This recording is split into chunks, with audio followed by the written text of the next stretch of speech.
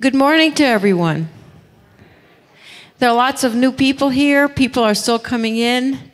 Hopefully you enjoyed the delicious food that Tristan Tolino, who volunteers his time for this. He really gives back to the community.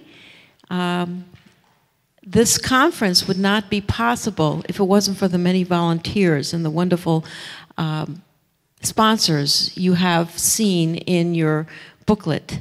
I thank them all, and I thank you and all the many people who volunteered here. You're wondering what this woman is doing. This is part of our experiment we started last year in really incorporating the arts into the conference. Rather than having the arts as an aside, we really tried to exemplify that the arts are very important and are an integral part of our being. So we're really going to practice this, and every keynote speaker that you see, you'll see some sort of artist. At the end, you should ask yourself, how is this different than another conference that I went to? What I noticed last year when I walked around, because we didn't know how this would work, and thank you, Linda McInerney. Where are you, Linda? Is she here? She's probably, oh, she's over there. And you can see.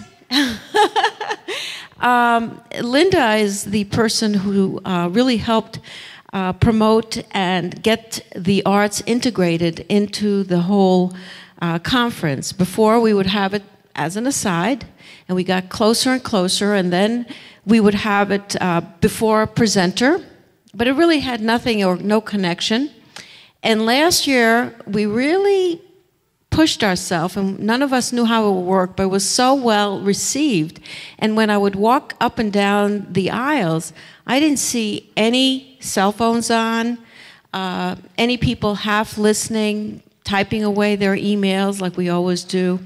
They were really listening, and I think the arts really help you slow down and take in and be more present than you would be, and it's an important piece of our being. You know, I've watched people who are close to dying, and the last thing that they can usually remember or have pleasure from is music, which is very interesting. So this is our 5th annual Slow Living Summit. We're happy to have you. Slow living is not about, you know, living slowly and having margaritas by the pool or homesteading, which is fine. Shanta and I live very fast, to say the least. But for me, and I can speak for Shanta, it's about slowing down.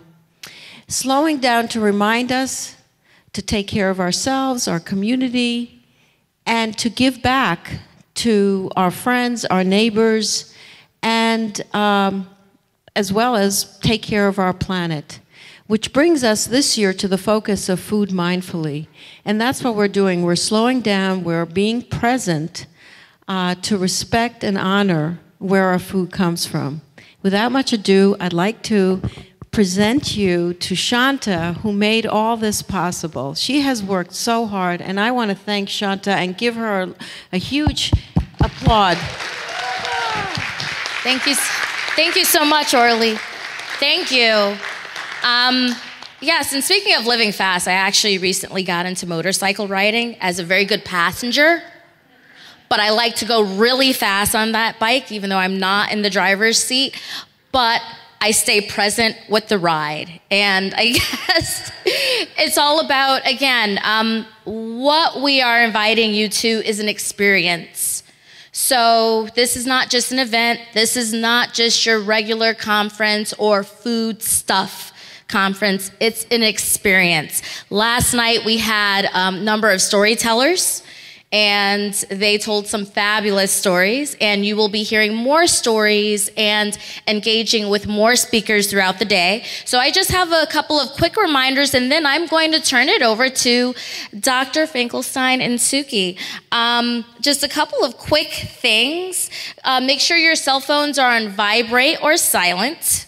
Bathrooms are just towards the concession stand on the right. Registration opens around 7:45 in the morning. So tomorrow you can meet us back here. There will be a continental breakfast as there has been this morning. There will be snacks after lunch. You can find all the references to restaurants and where to eat in your conference booklet, along with all of the details for the sessions. The conference booklet is your go-to guide, as well as our volunteers up front. And I don't want to take too much time, but again, I just want to remind you to take this as an opportunity to press the pause button and take this as our invitation to be present with us. So I'm presenting Dr. Finkelstein, who is also known as the slow medicine doctor. And he was just here about a month ago, right? And we invited him here, and he's going to be talking to you about food for the mind, body, and spirit. So food really beyond just putting something in to fill a void, but food as really filling, as something that's really nurturing. And he's been paired and partnered with Suki, who is shamanic arts healer and coach. And she's doing live painting. So she will be painting as he's presenting to you. And again, we welcome you to this experience, and thank you so much for being with us.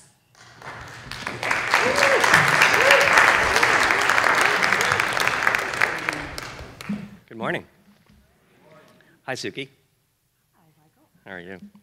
So, Devin, you can put up that first PowerPoint if you wouldn't mind. First PowerPoint. I'm not going to use a PowerPoint, actually. The first PowerPoint is just pictures of where I come from to give you a little bit of my background and orientation. But I live and work on a farm. I used to be the medical director of a hospital. I practiced internal medicine for 15 or 20 years. I was trained very conventionally in Western medicine. And somewhere along the course of my life, I had somewhat of an epiphany. And that epiphany began with my own questioning of what I was doing. Not just what I was doing in my practice and professional life, but what I was doing here on the planet.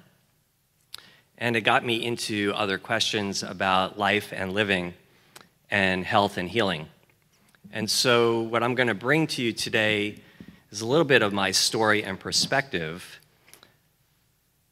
But as you can imagine, as a physician, you know, I spent a lot of time studying, a lot of reading, a lot of learning, a lot of memorization. My head is filled with words. My head is filled, as many of yours might be, with labels, images that define what we witness, what we experience. I think our culture, in fact, is so caught up in the words and the labels that often we forget about the verb, which is the living. And through that awareness, my own, I realized that what I need to do to regain the balance that is indicative of health is to get out of my head and into my body and to learn through experience where all of my senses are involved. And so when Orly and Shanta talked to me about being here this morning, and in particular, sharing the stage with an artist, it felt like that was a good match. And what I want to invite you to do is to learn through all of your senses. So while I will be speaking,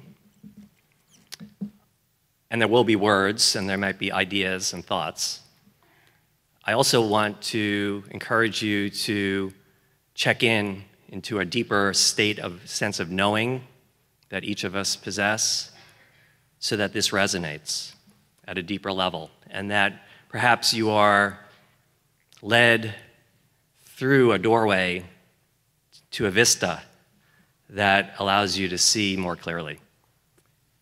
In my practice of medicine now, what I help people with is to see their future. Once people see their future, they know where they're going. And through questions, I ask them to take an inventory of where they are right now so they know where they're starting. Every one of us has had, by this point, a fairly long, storied history of our own personal life, and that's if we just count this one. People may go back even further, perhaps, into other times and spaces. And so we bring to the present moment a vast array of experience, some of which we might call positive and some of which might be more motivational. But the idea behind all of that is to see where we're starting, clearly view the future. Once that happens, I don't have to tell people where the path is. And the path and the approach, the way to live, becomes self-evident. I've done my job. So hopefully that's what I'm going to offer this morning, along with my partner on stage. Keep an eye out for what she's doing. As she might describe, I'll just speak for her, but Suki, please correct me, is palpating the energy in the room, and maybe the energy around the room, to create something spontaneous that is a reflection of each and every one of us. And so, in a way, you're participating very definitively in this unfolding.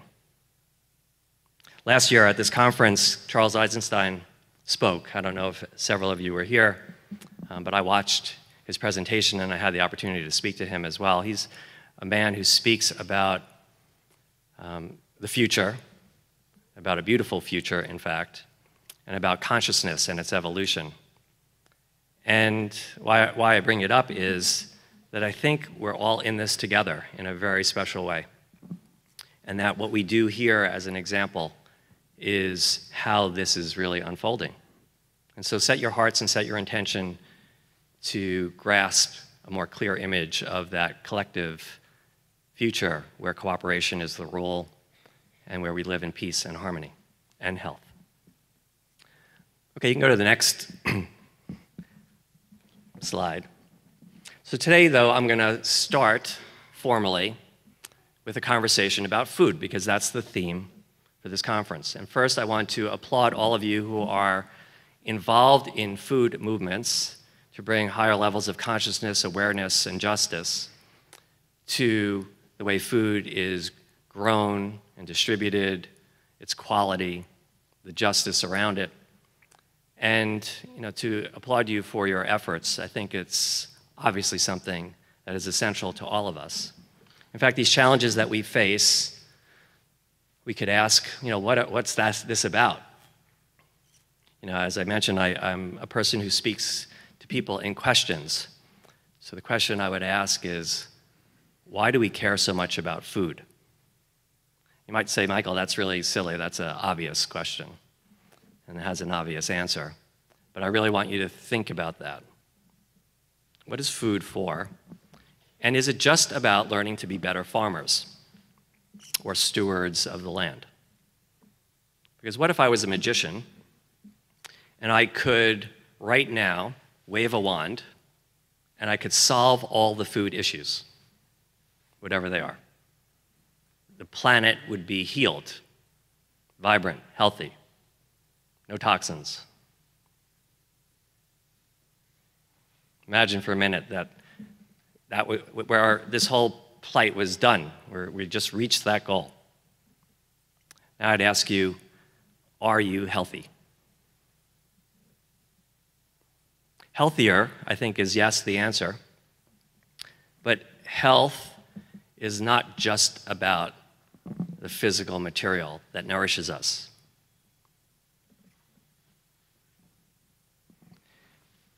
If you think about that for a moment, food is essential. We need to eat.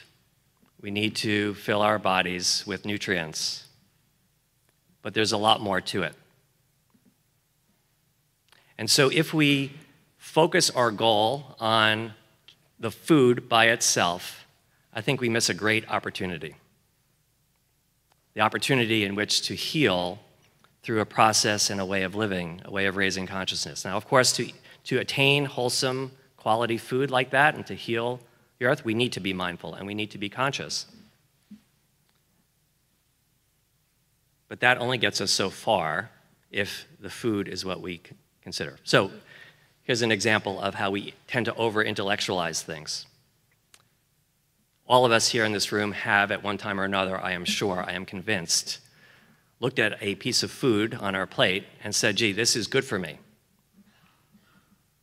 Raise your hand if that is not the case. I didn't want all of you to work so hard, so I just, the very few of you, but nobody raised their hand.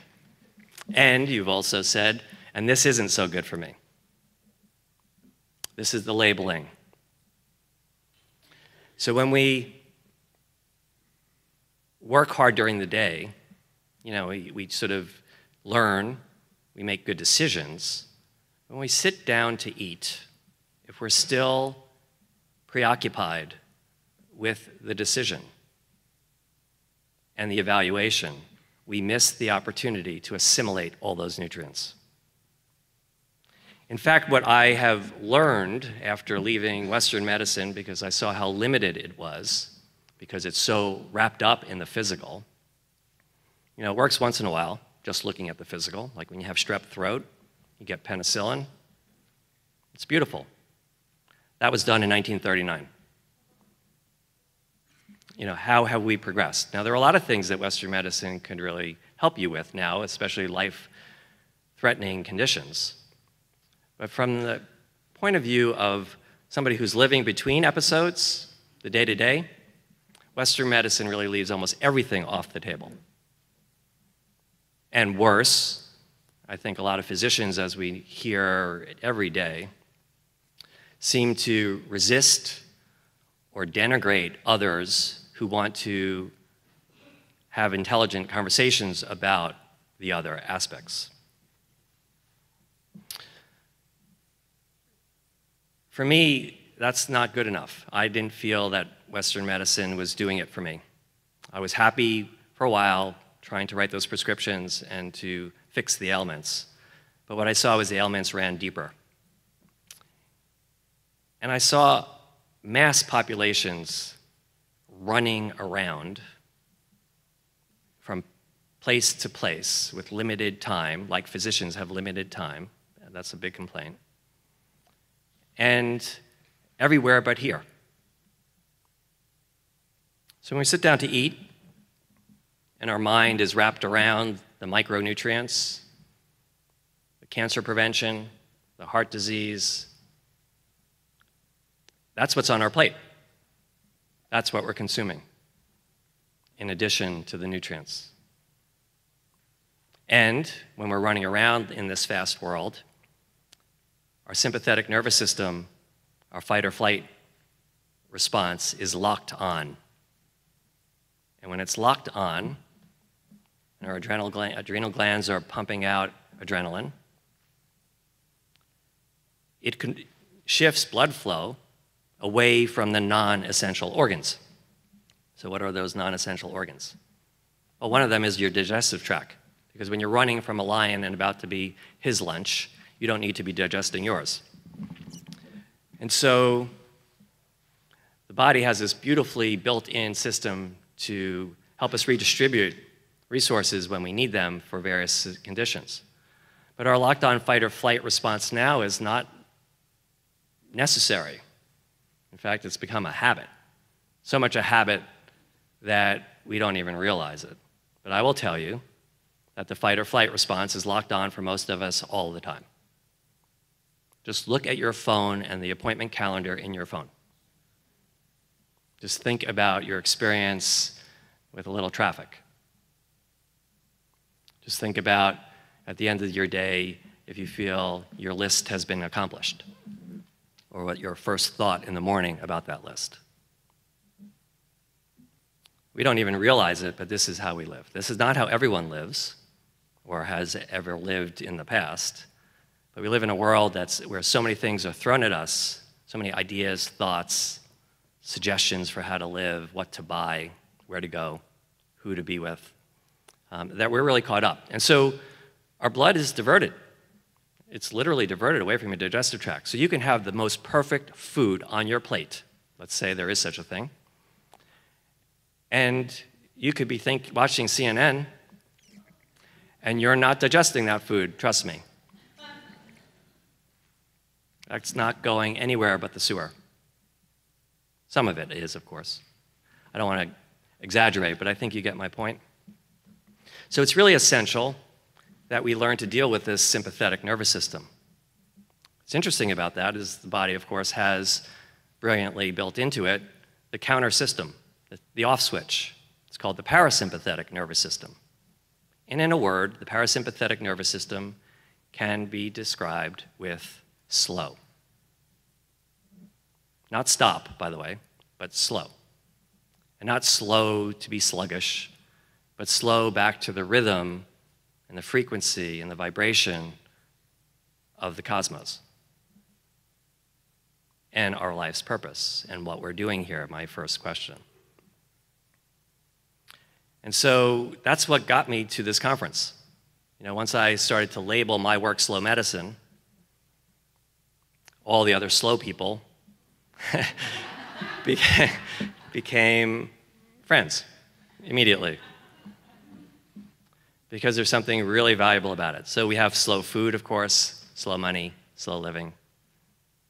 There is this movement now where people appreciate there's a time to sit down at a table, to invite people you really love, or yourself. How many times do you sit down to a beautifully candlelit table by yourself, for yourself, to nourish a person you really care about? However we sit at that table, whatever relationships we have, we bring them to us, and we bring the beauty all around us, and then we let go of the thought about whether or not this food is good or bad, because it's the process which is going to be in alignment or resistant. And that's what I teach. That's the medicine, by the way. The medicine isn't better food, although that's part of it. I'm not going to negate the value of food or conscious approaches to food. But at the time of living your life, of eating, all these verbs, that's a time to settle in. So again, I want to remind you to, these are words, and I'm somewhat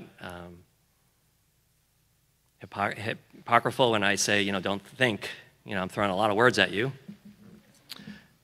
But let this settle if you can. Toward the middle of our presentation, in fact, I'm going to do something with you that's called guided imagery to really help you do that.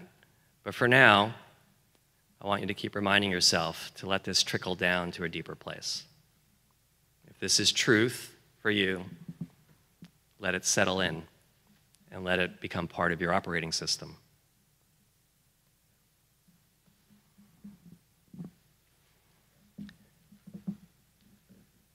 There are 3 forms of hunger, just as an important aside.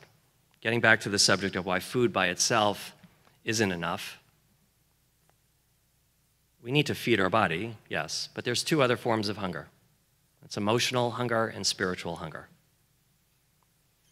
Our brain, as an aside, doesn't know why we're hungry. Not the core primitive brain. When we are in need of nourishment, we reach for something. If we have great relationships, people around us, we've healed enough of our wounds and trauma, we feed ourselves emotionally.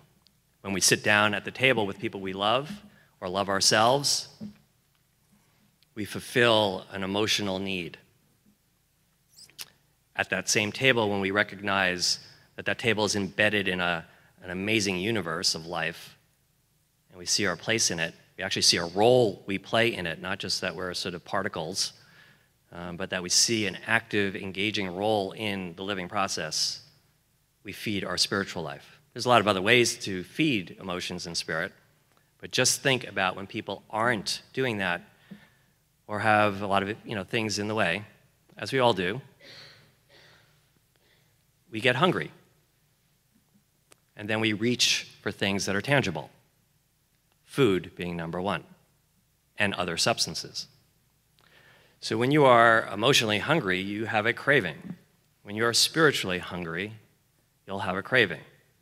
Now, if you can go out into the forest and hug a tree, and that feels good to you, not everyone it feels good to, but if you do something like that, you go to the ocean, you look at the sun, and that warms you through and through, you have a way of feeding yourself. But for many of us running around, we don't easily get into that state of resonance where we can receive that contact. And we remain somewhat hungry and crave. And food is the easiest thing to get. A lot of the issues with food that we witness on a personal level, meaning what we choose to eat, what we are tempted to eat or drink or use, have to do with this other form of hunger, these other forms of hunger. And on a macro level,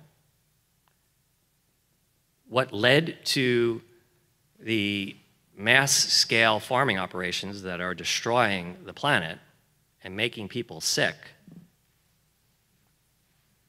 is the craving that results from emotional and spiritual hunger, the need to fill, and some people fill it with money and power, and owning territory, and doing whatever they want without thought to its consequences, just the way an addict functions. We can see then that these cravings, this emotional and spiritual craving, has led us to the condition we experience. And so when we consider food, what I want to suggest is that you put it into that context. It's one way we are fed, but without feeding our emotions and our spirit, we're still going to be hungry. And we're not going to be wholly healthy. And that was the point I made toward the beginning, which is food by itself is not enough. But the process of regaining the balance in the ecosystem and our approach and our relationship to food through mindful awareness and conscious living is the process. And that process will fulfill all three aspects of hunger. And so while you hear through this conference and in other venues in the near future, I would suggest that you keep putting into the context the cause and ask the question, is the cause really enough, or is there something that that cause is embedded into which is more fully the picture? Sometimes that modifies your approach. And it's important because it helps you connect the dots between achievement and really incorporating that achievement, digesting those nutrients. Let's see, I have this pointer. I have one slide, just one slide. There we go. Ooh, a little distorted. I call this the slow medicine wheel of health, if you can see. There are 7 concentric, not exactly concentric, but overlapping spheres. Imagine this being 3-dimensional, and that these spheres are orbs, and they're each pulsating. Some are bigger or smaller at any time. They roll around together, but they're all connected to each other. This is my view of what health is predicated upon. You can see that there's a piece of it that's the physical, but it's just one piece. And as I learned through my failed experiment in Western medicine, if we just focus on the physical, we might help people. They may live a little longer. Their blood pressure will be normal. Their cholesterol will come down. Their hemoglobin A1C will be 5.5. They will live to 99. But that's not necessarily health. As Orly mentioned in her introduction, I too have spent time with people who are dying, a lot of time. One of the great privileges of being a physician is actually to spend time with people who are forced, in a way, to contemplate life with such clarity that they can articulate the answer. The answer is not how many cars are in your driveway, or how big your house is, or whether or not you've been successful in material sense. But your relationships, the quality of your relationships. Not one single person I spoke to who was a day or two away from death talked to me about anything other than who in their life they touched and how important those relationships were. Most of those people worked very hard. Went to work, earned a living, supported their families, did something meaningful. A lot of people had legacies to be proud of, achievements in that regard. But it wasn't about those. I can't tell you, I can't qualify it really. I can't evaluate it as if that's right or wrong, good or bad, quite honestly.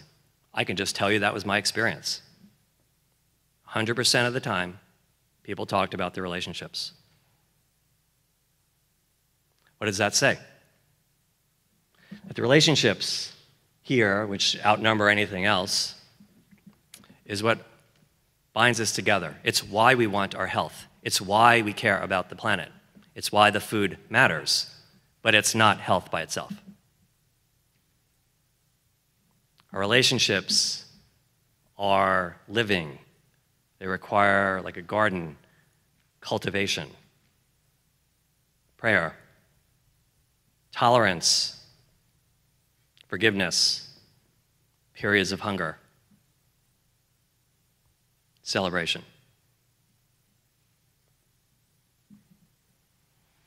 So think about that. Let that image filter in. When we talk about health, I want to be healthy.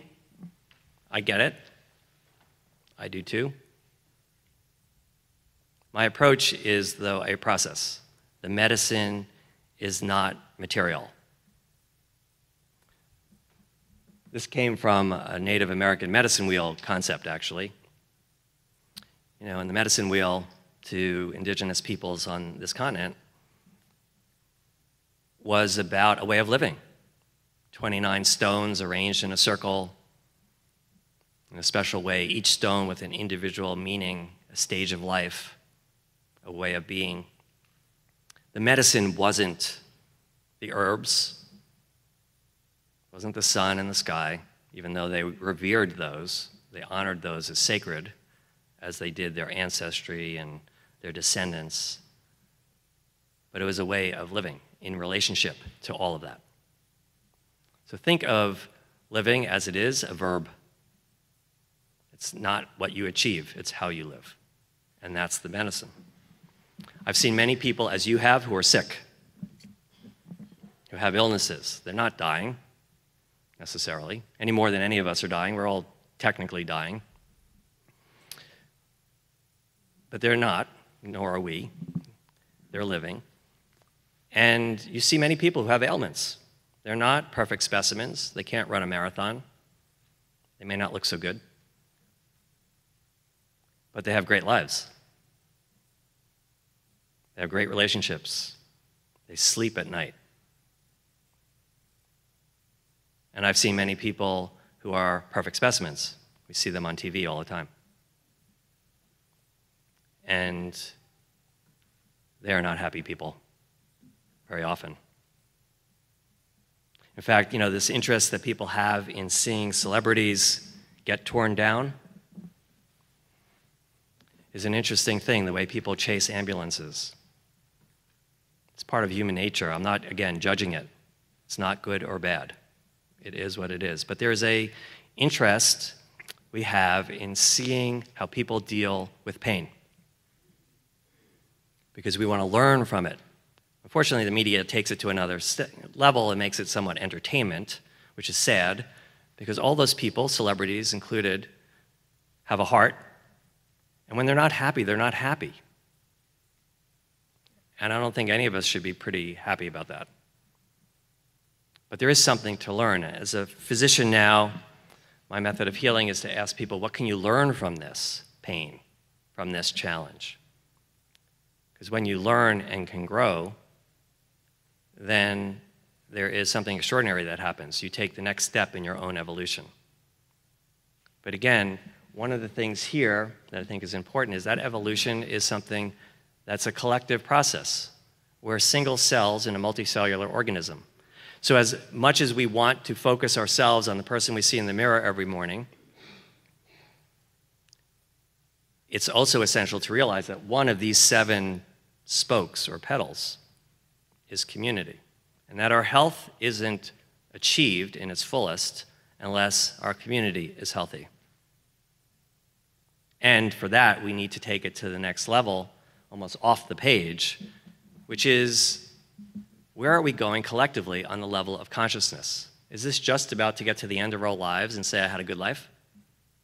I have great relationships? I mean, as important as I just described that to be, and that's, I think, a great achievement, the achievement.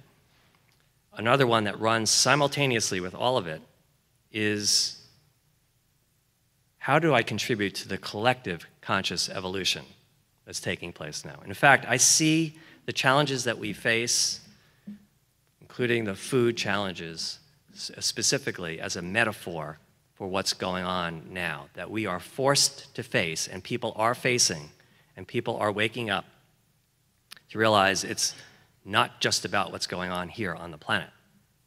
But when we accomplish this, when we resolve this, something even greater will happen. And that's what I meant to suggest when I said if I was a magician and I got rid of all the food problems. That would be a nice first step.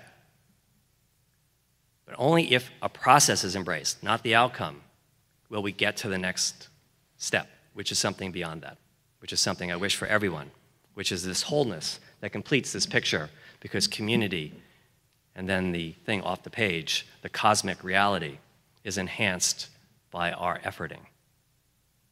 In fact, I think this is a co-creative process in the moment, as Suki continues to create something actually quite extraordinary. We see in creativity, we're reminded of the magic and the majesty of our lives, of its potential, of its great potential. Have you ever listened to some of the great composers, their music? For me, it's like Beethoven. I cry when I listen to it because it's so powerful. How did somebody do that? You may have your own sort of favorite, and there's all sorts of ways art is expressed. But aren't there moments in your life when that happens, that you're just struck by the awesome, tapping into it, and in your own way, you can do the same? Well, any of you who have children, when you look in your baby's face for the first time, wasn't that one of those experiences? You created that? My children are now late teenagers, early 20s. I look at them emerging into that phase of their lives of getting closer to, I won't say independence, but autonomy, self-sufficiency, and see what's evolving in them, the seeds that were planted 20 years ago. The patience that's required for a farmer is even greater for us as people. Seeds take a while to grow in this context. But when we're running fast, we don't necessarily believe in that. We think, because of our great power, I'm talking about this from like the scientific point of view, that things should happen immediately, quick, the quick fix. And we're not going anywhere quick. In fact, who wants to go anywhere quick? To what end? You want to get to the end of your life quickly? Is that, you want to get all your accomplishments done? And so, again, if I was a magician and I could help you achieve all of your accomplishments that are on your list with a wand swipe, now what would you do with your life? What are you going to do with this one precious life, as Mary Oliver says?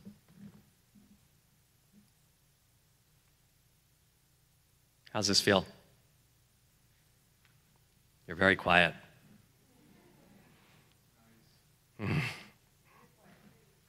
What's that? I'm not really a morning person.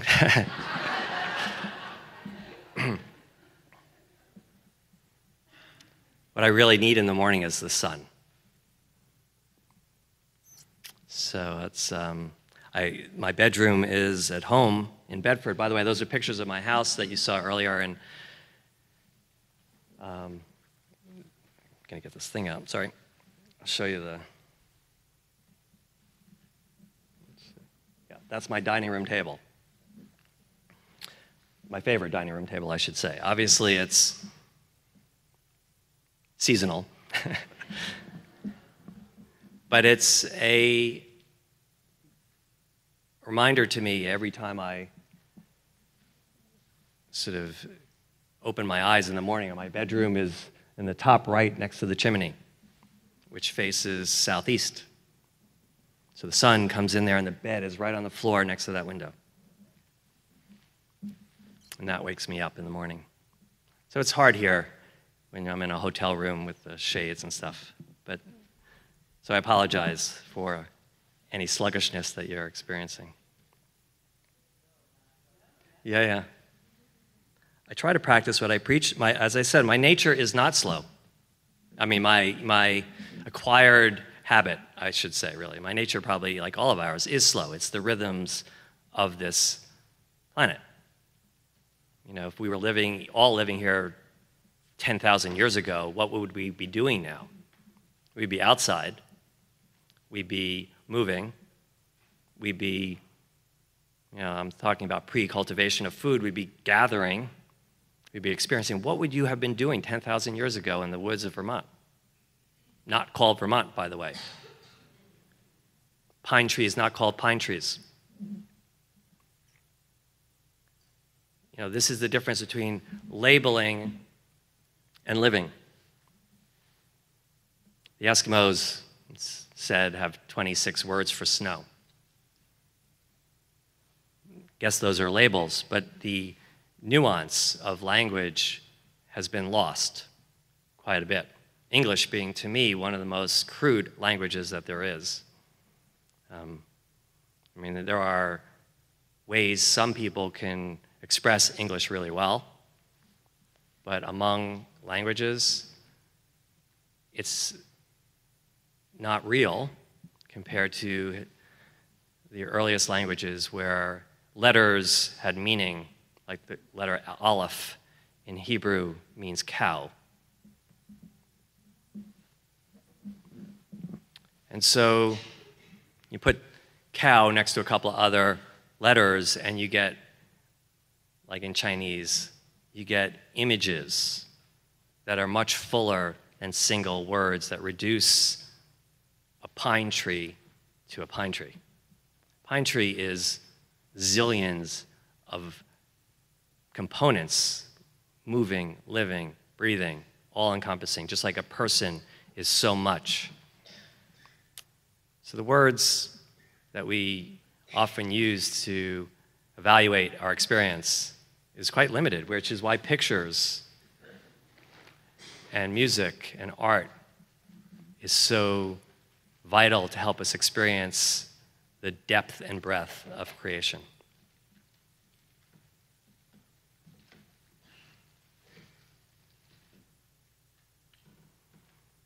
So think about the theme again, so food, as a metaphor, and our approach to food as a way we're going to live our lives, and that the goals we set, and even those other things that you hear in this conference about what we need to do, the opportunities, the importance, are contextualized when you go home and brought back to your home in such a way that you don't forget about the living. And the easiest way to remind yourself about that is, the easiest, most practical way to do this is to organize yourself. Like when you go shopping, you say, these are the principles I have in my approach to food. I want them to come from local sources. I want them to be, grown by people who care not only about the food and the land, but the people who work on the farm and who transport the produce and who sell it. I care about the trees. I feel for the farmer who lost sleep because it didn't rain. But that when we get down to the point of preparing that food, we start to transition into a process of creation. Like when I make a salad, I know what the ingredients are going to be, but I don't know what it's going to look like. I start cutting and preparing and laying it out. It's a feast for my eyes as well as for my belly. I do it with other people in the room while I'm engaged, ideally, so that this is a relationship-building practice. I know that the ingredients are selected well, and sometimes you might look at what's on my plate and say, Michael, I don't think that's good for you. But I promise you, when I sit down to eat, my practice is, and this is what I advise you, I let that all go. I look at how beautiful the food is. I am grateful. I pull myself out of my fast tendencies. I get my blood flowing back into my intestinal tract. And I assimilate all of that nourishment. The food being one piece of it, but a good metaphor for how we can practice this, because we have to eat to live. So several times a day, we could be doing this amazing practice. If we were living 10,000 years ago, we'd be doing that probably all the time. But if we can do it just several times a day, we would move ourselves in an amazing stride toward a way of living that will create this harmony that we seek. In fact, the slow medicine that is so important will help you heal your body, because every cell of your body likes this too. If your mind enjoys that type of meal, a table like this with friends, by the way, where we're standing here is where the garden is. I have a large cooperative garden on this property. This is my healing center, by the way. I bring people to this place to witness and experience what it feels like to be in sync. Often I'm sitting at this table with my patients, with people in our community, because I want to reestablish that way of living as a model. But the idea is that we each have the opportunity to do this.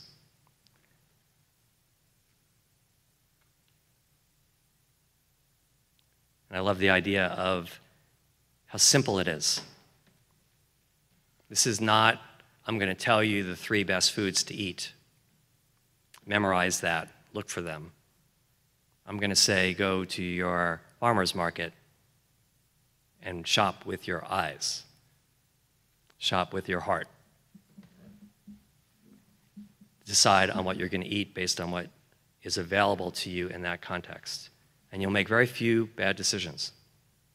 And if you pick up something that somebody might say, gee, that's not good for you, I will tell you when you sit down to eat it, I just don't believe that. I spoke to Edgar last night. I don't know if he's here this morning.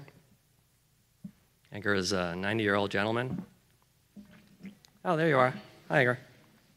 I hope you don't mind me sharing something that you said. I was very impressed. He's lived all over the world in his long life. When it comes to food, he's had to eat whatever is available in all over the world, whether that's Afghanistan or other places that we would say probably doesn't have quite the same selection as our markets do here. Maybe, but that's not true. When I was in Asia, I thought those markets were reeling with beauty. In any event, he said, I had to figure out how to live in those environments and digest that food. It forced him into his body to make the adjustments. That's a way of living. He's 90 years old. He's probably eaten some meat in your life. Red meat. He's probably eaten non-organic food. He's probably had a few pesticides sprayed on it along the way. The antidote to a long, healthy life isn't purity. It's a way of tapping into your body's ability to deal with toxins, your mind's ability to deal with toxins, your spirit's ability to deal with toxins. That's the resiliency of biological systems, as a matter of fact. But we're not just a biological system where we have this mental, emotional, spiritual spheres that encompass us as well, that all can be wounded, punctured, split, clogged up. The difference between somebody who's thriving and somebody who's not is not longevity necessarily, but is the quality of their life, best measured by the quality of their relationships. That even with a headache, you can still have a nice conversation. That's worth cultivating. And that's a practice. As an aside, that's what our grandparents would teach us. One of the great symptoms of the disease of our culture is how we disenfranchise elderly people. We separate ourselves. And we're all going to be there, right? So we separate ourselves from wisdom.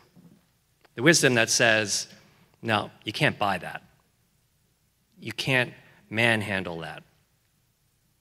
You can't get away with destroying the land forever. We don't want to hear that, right? Big business certainly doesn't want to hear that. So, I hate to say it, but I think in a way, we're subjugated to a state of complicity. It's very hard. That's why we need people who speak out, who stand up. But I want to say to those people who I really applaud and appreciate that take care of yourself too. At the end of your day, when you come home and you sit down, nourish yourself. Because eventually you'll burn that fuel. It's very inflammatory to go out in the world and raise your hand. That's how it works. Charles Eisenstein would say that's not how it needs to work, that we could really think of it as cooperation. We don't have to fight fire with fire. But that's how we are operating right now, so I understand it. But at least when you get home, find tranquility and peace. Push the off button, the parasympathetic, the slow. Restore yourself so that you could do some more work tomorrow, but that along the way, when you get to the end of your life, you don't look back and say, gee, I won the cause, but I lost my life. That's a very potent lesson that I heard time and time again from people who are dying. So again, I applaud everyone who's working so hard, but I, as a physician, as a doctor, want nothing more than for you to achieve that state of health and wholeness that you're working so hard on behalf of everyone else. And I often see that imbalance that's created.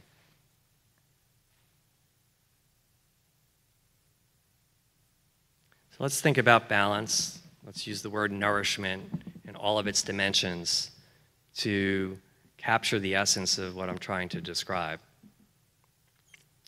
I will invite you after the next segment, which is this guided imagery, to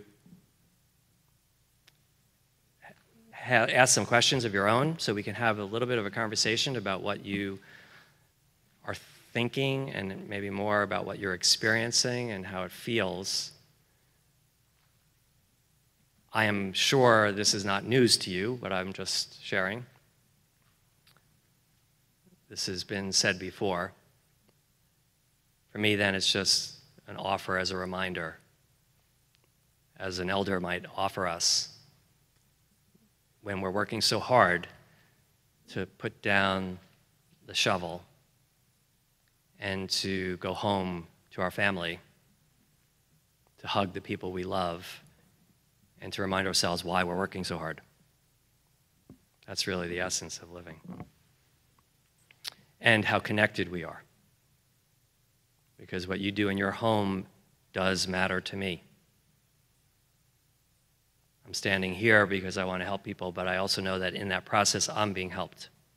I get nothing more satisfaction than to sit at that table with people who have come to me for any number of reasons, but who now just come because they enjoy the company. That's why I work. That makes my day feel successful. So I hope that in sharing this with you contributes to your own. So Suki, are you ready? Oh yeah, you've been doing some work already. So again, so extraordinary. On this property, by the way, are some peacocks. I guess you saw maybe in the roll of pictures, Stanley. Stanley is a peacock that I've had for 12 years. And the color palette there reminds me of his feathers. The teal green and the blue, and it's sort of remarkable. Peacocks, like many products of, many aspects of the natural world, as you look at them closer and closer, you see the detail of creation that is mind-blowing.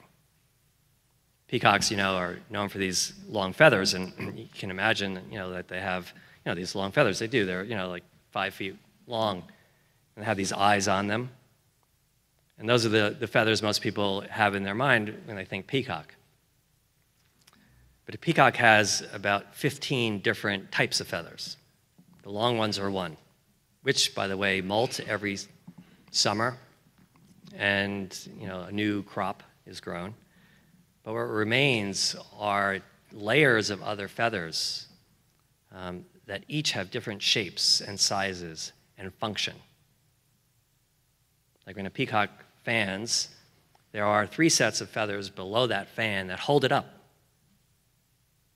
They're all different lengths. Some are about 1.5 feet. They're brown. They're really sturdy. They'd be good as like a quill for ink, if you think about it. But they're brown. They're sort of like this orange, ruddy brown. And then there's this white down underneath that just sort of gives it a pillow underneath to be supported when they're down. And then there's these smaller ones that are like erectile feathers, essentially. And in fact, the peacock's fan is an erection. I'm watching him now because there's 2 peahens with him. This is their time. There's a lot of activity at our home. And they're magic. And then on the back of the peacock are these small green feathers. I'm describing a blue Indian peacock, by the way. There are different varieties, but they're these green feathers. And it's not just green. There's about 10 different colors in that feather. But as a sheet, they look green. His neck is this deep blue, like what's in the right upper hand corner of an indigo blue of Suki's painting. When it rains, it's orange. I don't know how that works. And when it's really sunny, it's purple. This is nature at its finest. In one animal, how did that happen? You could say, well, evolution, obviously. I'm not so sure. I mean, I believe in evolution, by the way. But it's the creative force that got this all started, including the evolutionary process, is beyond. And I think ultimately that's what we're going to tap into. When we're done in this life, wouldn't it be nice to say, I contributed to that creation? On one level, it could be our children, our grandchildren. It could be how we're helping the world heal. But there are other ways through our consciousness of doing something extraordinary. In fact, I think that, I've dwelled on this question too a lot, which is creation and God. I say to myself, gee, if I had anything close to that power of creation, what? And I was going to build a universe, design it. What would I choose to do? I know there's architects here. if I was going to build this, like, so obviously what's the function? What's the form? What's it going to, how's it going to improve things? Well, so if you were that powerful, though, building a building, quite honestly, I know this is not to denigrate the architects, it's easy. If I was God, I could build a building. I could even build, all these animals, including peacocks. Magic, like every single painting. I could do that a zillion times. Would that be why I would venture out into this territory of creation? Just to sort of entertain myself? If there was nobody to look at an artist's painting, including the artist, what would motivate the artist to do that? Well, I think God is an artist, so there is an answer to that question. Because through the art of creation, I can create something that inspires other creation.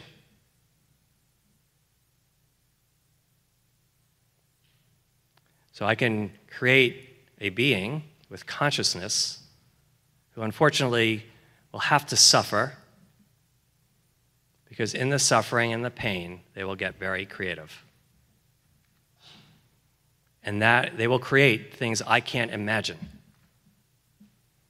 So instead of just entertaining myself with a play that I've written and be the actor as myself, I'm going to create something that I don't control after that point.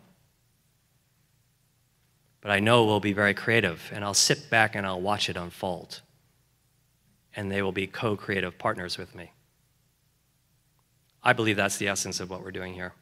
And that this life and all the pain and all the issues we have, food and otherwise, are opportunities for us to raise our awareness, not just about that cause, but what we're really doing here.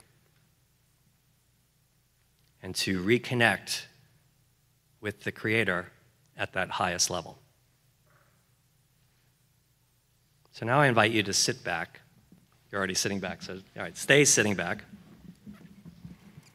And get comfortable. If you have things in your lap, I would make the suggestion that you remove them so it frees your energy. Can we stand up for a minute? Yeah, go ahead, do that.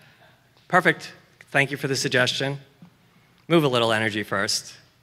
Reach the sky. I'm going to talk to you about the sky some more.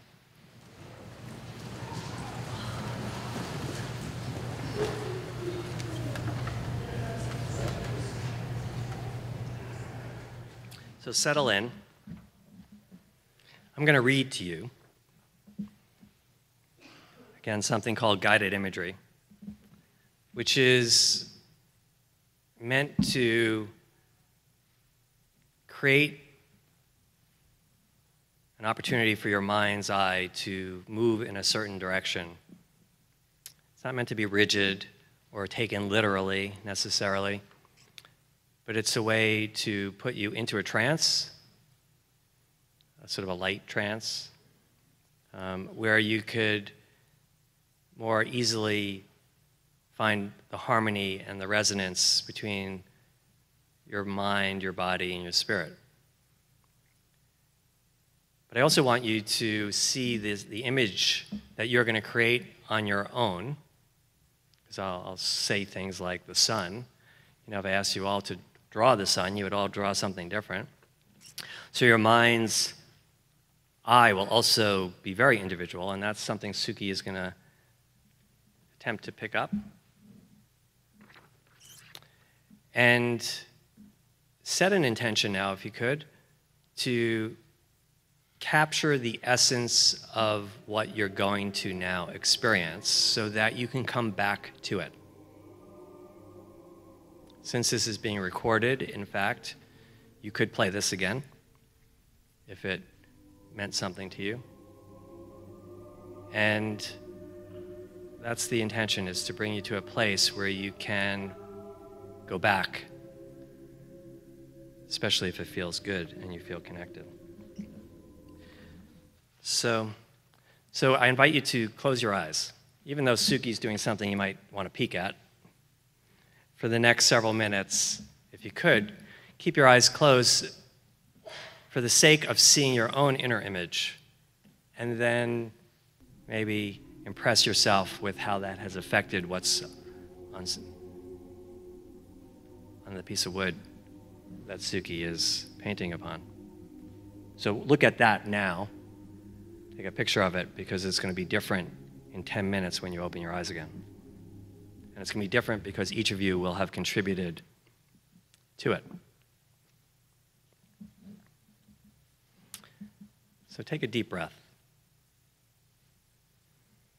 Let it out fully, a little bit more full exhale than usual, so that you squeeze your diaphragm. Diaphragm, by the way, is the house of the vagus nerve. The vagus nerve is this big nerve that spans across the diaphragm like a web, like with fingers. It goes up through the chest into the brainstem. It is the parasympathetic nervous system. It is the off switch. So when you take a deep breath and you stimulate the vagus nerve by moving the diaphragms down, that's all you need to do to punch the off switch. This is available to you all day long. But for now, begin by gazing in your mind's eye at your image of the sun.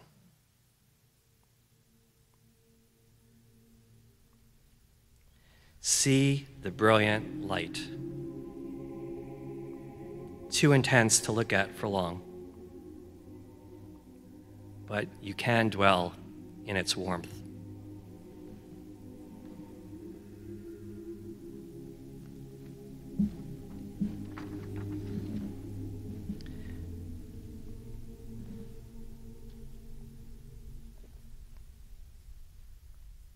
Now, imagine the rays reaching out from the orb millions of miles away and traveling at the speed of light, literally in an instant, reaching our planet, filtering through the Earth's atmospheric shell, through the clouds, on the way down to the ground where you sit.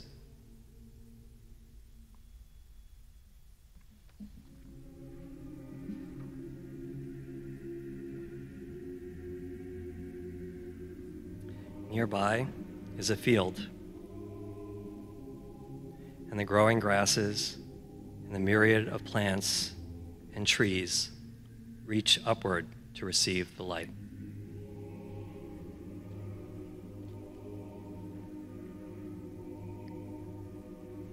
This energy is consumed by these plant beings, transformed into compounds that flush their leaves and fill their belly of their own seeds and fruit.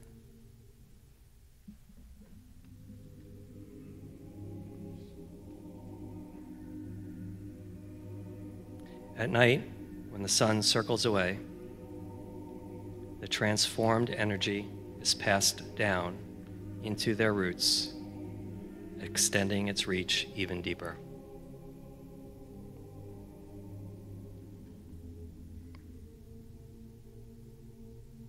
Alongside, witnessing the procession, a myriad of other beings are fueled in the process.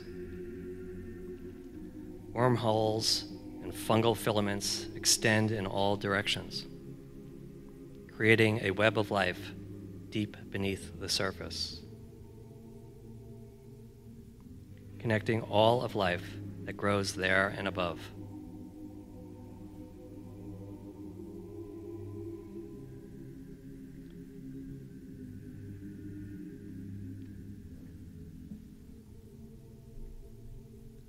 These networks of the sun's energy transformed are everywhere.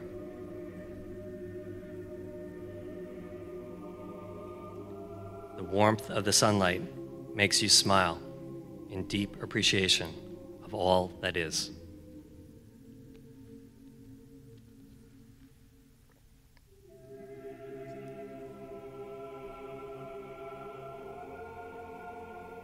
Imagine now traveling on this network to the west,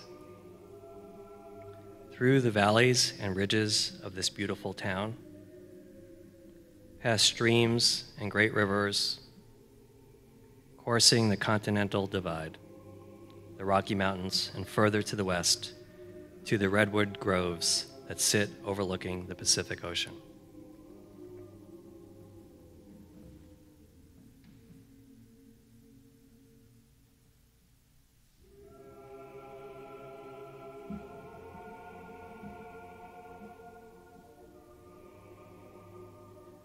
One of these great trees' roots meets you there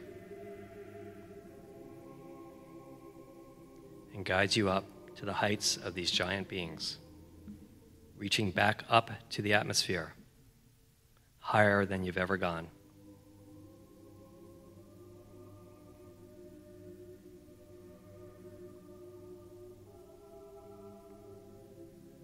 In an instant of brilliant ecstasy, you become pure energy yourself.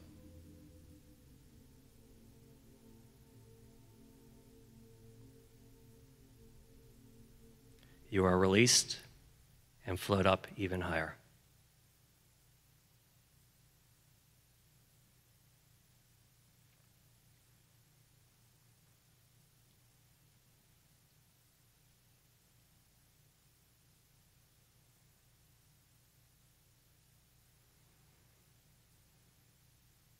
Now, as the earth continues its rotation, you, this energy being, travels effortlessly with it further west toward the setting sun.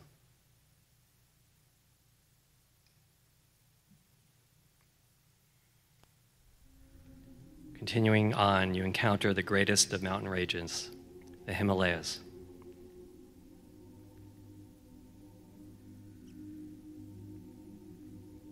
Your heart is open to feel all that is there as well.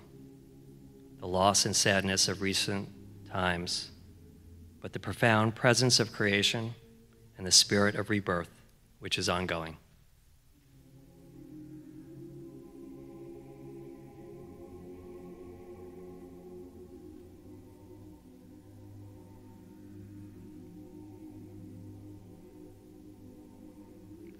Touched by the enormity of the incomprehensible, you descend through the clouds as rain, tears from the sky, showering the people reeling by the shifting plates at Earth's core with the light of love.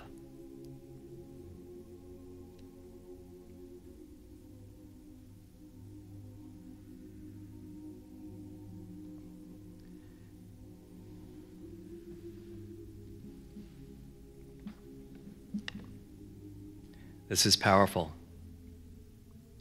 You have become an agent of healing and wholeness. Indeed, there will be restoration.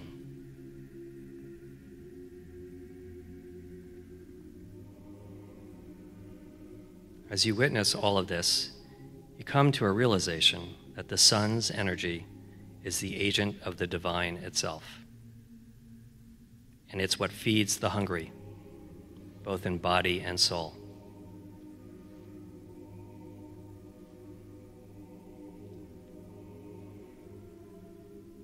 Every time you look up, you look around, you look beneath, you can feel it, consume it, bring it closer and within. It is everywhere.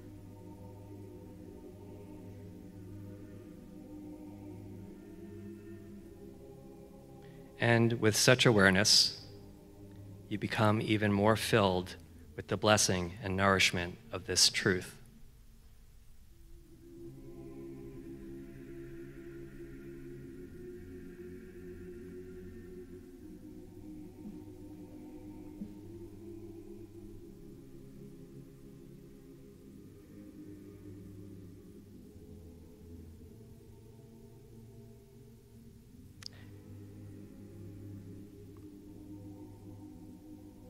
Now, as you get ready to open your eyes, take one last moment to contemplate the darkness that you can also sense.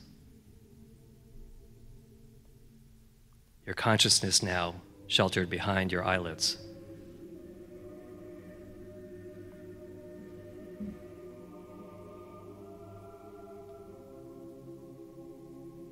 And know always, it only takes one simple act, and the light will pour in. Yes, open your eyes and see it. Feel it. Feed yourself with the love that's waiting for you.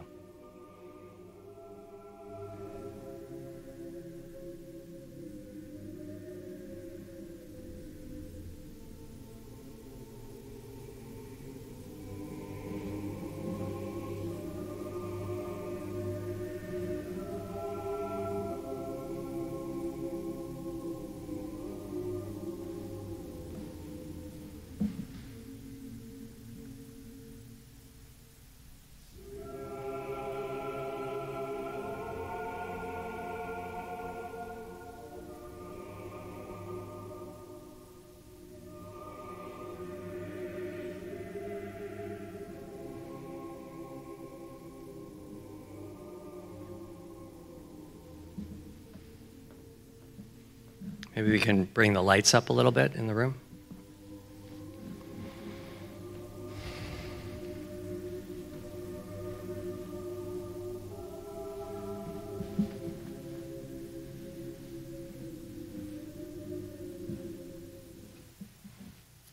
Pretty please.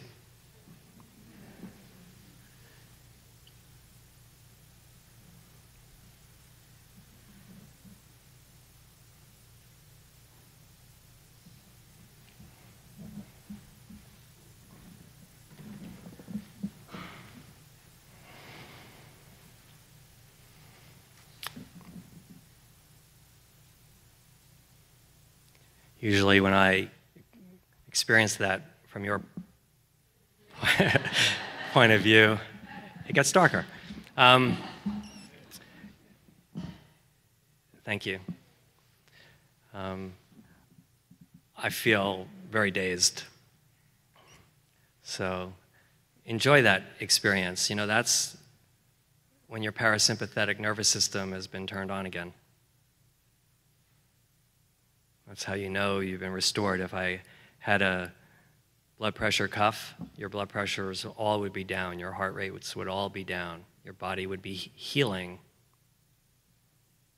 You'd be more open to receiving, digesting food, making love. It took 10 minutes.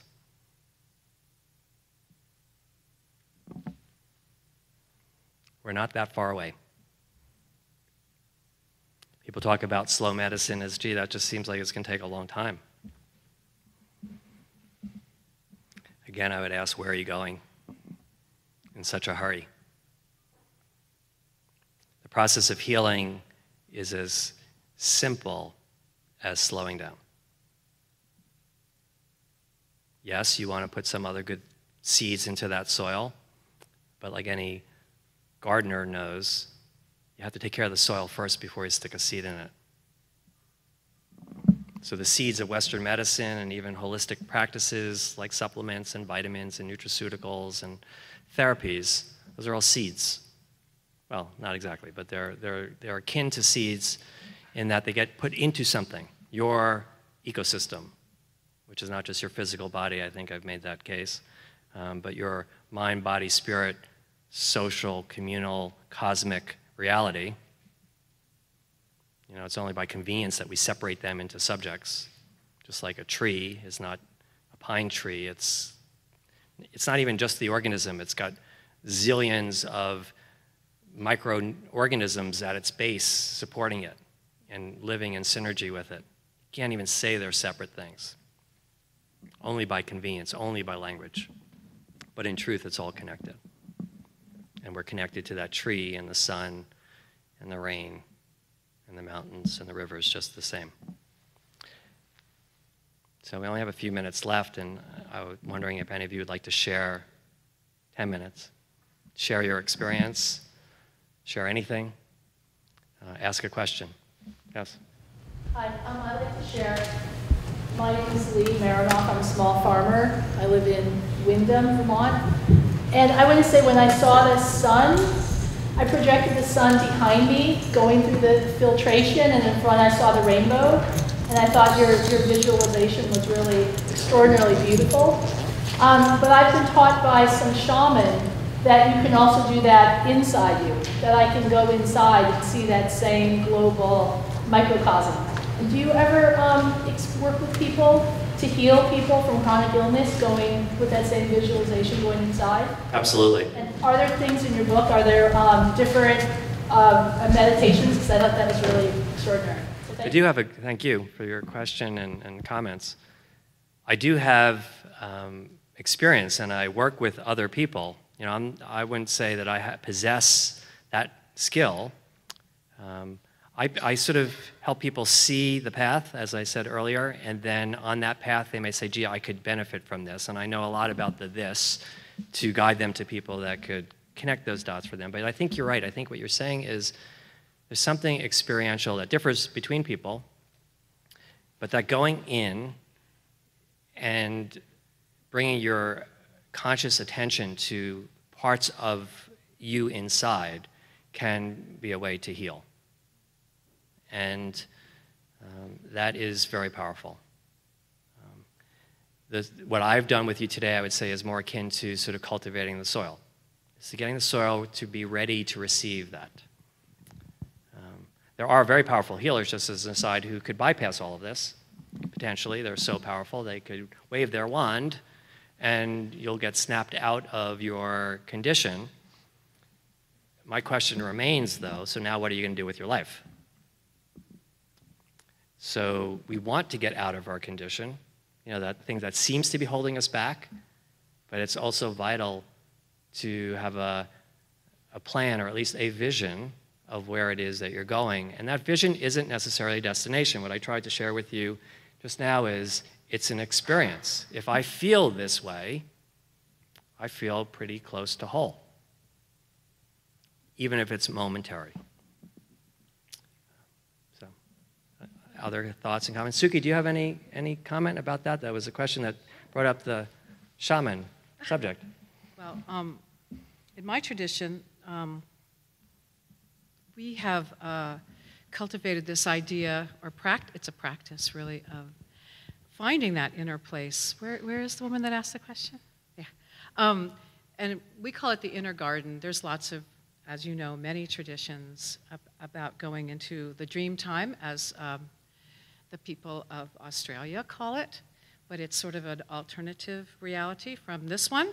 And you can actually create your own little place there that you can go to all of the time.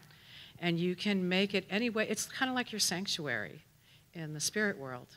And it's a wonderful place to go and do healings or be healed. Just go slow down and relax and go there. I often just go there and lay on my chaise lounge that overlooks Amalfi and just hang out for a little bit and just get rejuvenated. If I'm working with a person for a healing, I have a healing area there. So it's something that you can do anytime, just like Michael said, any time of the day. But it's usually facilitated easier with a drum beat. But it's a place that is all yours, you know. And the magic that my teacher, Hank Wesselman, calls it is that when you do work inward, in this inward place, it manifests on this level of reality. So if you do your inner work, your inner garden work, and you go there and you do work in your inner place, it actually, amazingly, manifests in this reality as well. And that's what magic really is. So it's a wonderful practice to cultivate, to learn how to go inward and have this really wonderful sanctuary for yourself, where you can do just what Michael just did. You can do this with yourself all of the time. It's really a wonderful thing. So, yeah. Does that make sense? Okay. We're in our mind all the time, for the most part. In fact, if it doesn't cross our mind's awareness, it probably doesn't really exist for us, even if people tell us it does. That our whole experience of reality is what's in our mind. it's a great practice to try to get out of the controlling mind piece of it and into the open experiential place, which can support and heal our bodies, but at the end of the day, there's something greater that our life has as potential, which then relates more to our life's purpose. And our body, while very useful, is not by itself all that is required.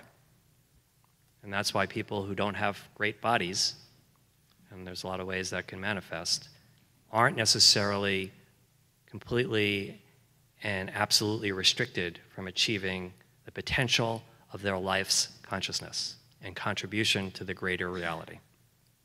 And if we could believe that, hold on to that as a vision for the explanation for why we are each so valuable and the responsibility we have to the greater, it takes some of the emphasis off of our own personal pain and experience, which modifies it a little, sometimes enough, to actually feel good. We look at people often who are different than us, particularly people who somehow are not as functional socially, and there's a number of ways that exists, or not as welcome in our social networks, as pariahs or as somehow outcasts. They're often, obviously, that's how they report feeling. And from the bigger picture, the question could be asked, so what are they doing here to support our evolution, our conscious evolution? And the idea of compassion and empathy and heart come to mind in that it tests us and tests how committed we are to advancing that cause. And that cause is the achievement that all beings will be completely free of suffering. And that is a divine purpose. And I sort of thank you for echoing that, because I think in the end that's why we are being asked to face these challenges. Whether it's a personal physical challenge, whether you're a farmer and it doesn't rain enough, whether it's physical ailment or emotional crises. I would love to wipe away suffering, honestly, but I think there's something meaningful when humans who suffer get creative. And I want to help people get creative, and I think that's the way to relieve suffering. 1 minute left. So somebody has a tweet. Yeah.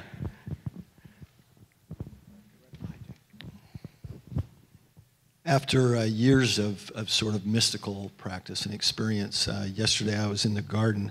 I spent the early part of the morning pulling pigweed to get it out of the potato patch and feeding that pigweed to pigs. And then later in the morning, I went back up to cut that self-same pigweed, which I call lamb's quarters when I'm going to eat it, to put into a quiche and sautéed vegetables for dinner that night for my housemates and neighbors. And turned to a local landscape, Mount Philo, was still in the forenoon sun, and I had that mystical experience in full reality, a fullness of life and consciousness that I no longer can separate into a spiritual or a physical or emotional experience. So thank you. Your visualization helped me go back to that. Yeah, we all have those experiences where we feel in complete harmony, awestruck, but also completely immersed into it, where there's no walls, there's no boundary, there's almost no physical body, even though we know it exists. That's a great feeling. Not something you can have all the time, at least not yet. But there's a way to get there by using it, navigating yourself back to that place, whether it's a guided imagery or the natural world or through prayer or through lovemaking. There are ways of getting to that place and reminding yourself that that's the full human potential.